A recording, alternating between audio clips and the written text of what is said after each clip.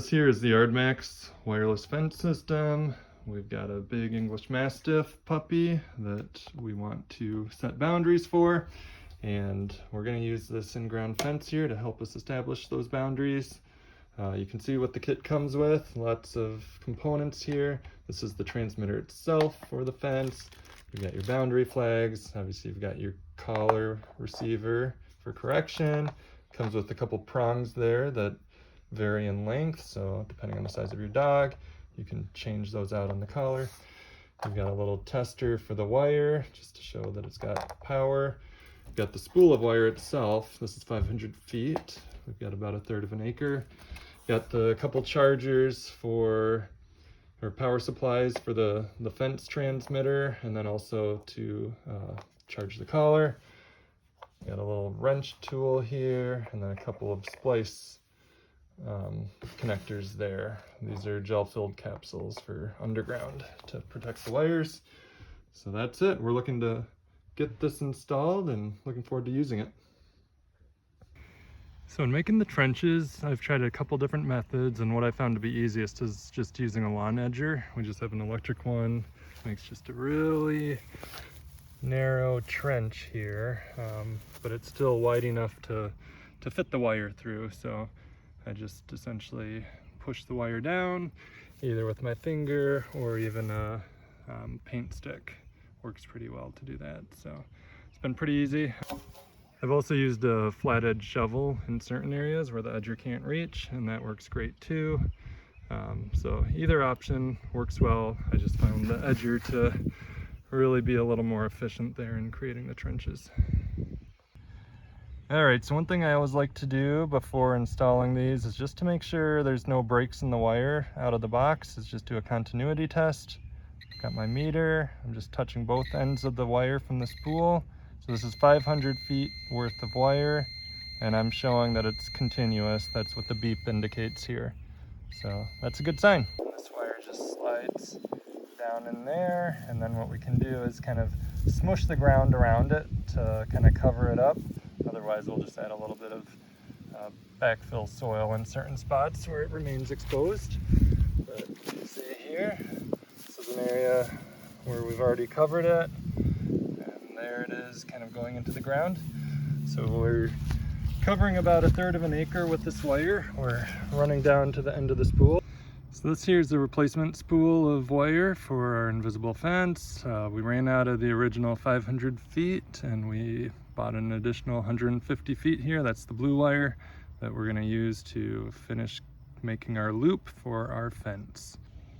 Joining the new spool with the existing wire was easy to do. I just used a waterproof splice connector that I just shrink wrapped or heated up onto the two wires, and I've got a waterproof connection now ready for burial. So once we formed the loop around our house with the wire, they come together, and what we do is we actually spiral them together to bring it back into the house here.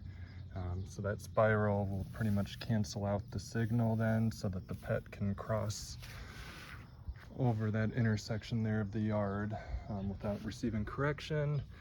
Splicing is very easy. It comes with the gel capsules, so it's just a wire nut in the capsule there that provides the waterproofing.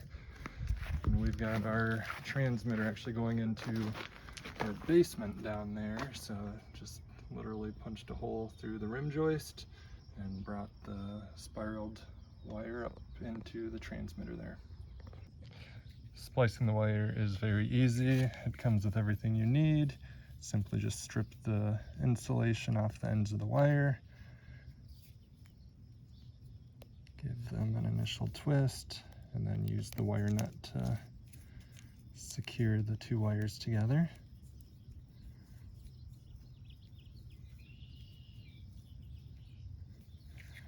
And then got the gel-filled capsule that provides waterproofing underground as these are sitting in the yard.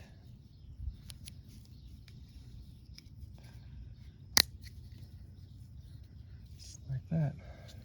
And then you can just simply bury this capsule down into the ground here, and you're good to go. Here's the surge protector for the invisible fence. So this is where the wires from outside plug into it. They've got just the easy little kind of spring clamps there that the wires just slide into. The red ports are for the wires coming in from outside, and then the black ports will be for the wires going from the surge protector over to the transmitter, which I have yet to install. So the surge protector just needs an outlet that's grounded. I've got one here in our basement that I'm using. So then after getting the wires installed from the surge protector down to the transmitter here, I've got the AC adapter going from the surge protector also down to the transmitter. So everything's powered on now. The green lights indicate that I've got a continuous loop, no breaks in it. That's a good sign. Otherwise, the transmitter will let you know if you have a break. It'll start beeping and flashing red. I think we can provide an example by disconnecting.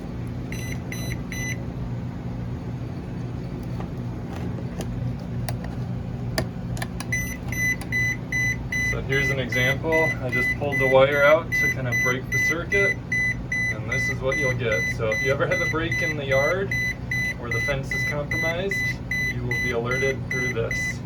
Very nice feature. The Petsafe transmitter has two modes of operation, an A and a B. The A is the Yardmax mode, so that provides infinite static correction if they cross over the boundary. The B mode would only provide the correction as they cross over the boundary, and then once they get past it, they're free. The B mode's useful if you are only containing your pet to one side of the yard, because then you're using a double loop where you can't actually use the mode A for the Yardmax. But for our yard, we are going to use mode A because we've got a single boundary that spans across our entire yard, so we can use that infinite correction with the Yardmax mode. There's a dial here that allows you to change your boundary width anywhere from 1 to 10 feet. We've got ours up to 7 right now. There's a power switch here. Turns off here, and you can see the LEDs turn off, turn back on. And when you switch between mode A and B, you can see the LED goes from A to B. So it lets you easily see what mode you've got it set on without. Alright, so as we're testing the collar receiver out, we're at the boundary here. We've got our transmitter set to mode A, which is the Yardmax. And what's great about this one is the warning doesn't start until you're right at the wire. So it gives you more space in your yard so that the dog or the pet is not receiving a warning or correction ahead of the wire. It's only if they pass over it. So we're gonna just do a quick demonstration here. We've got the wire right down in there, as can be seen. So if we just pass over,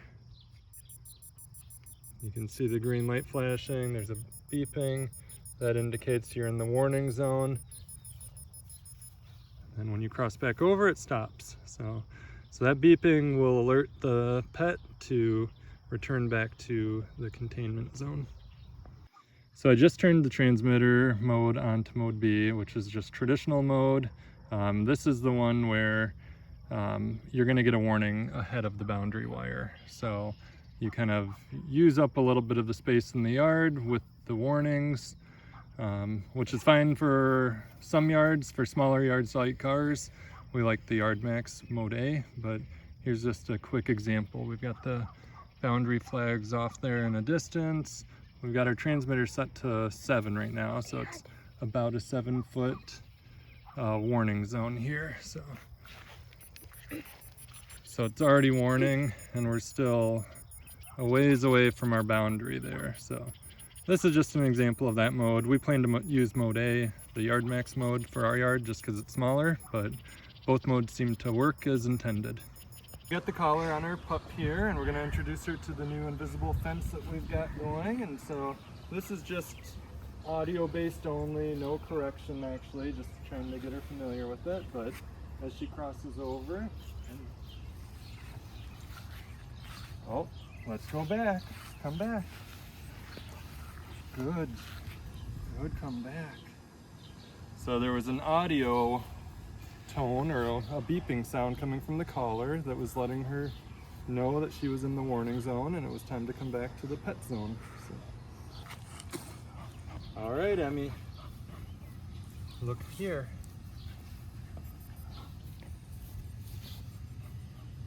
Oh, let's go back. Come back. Good, come back. Good job.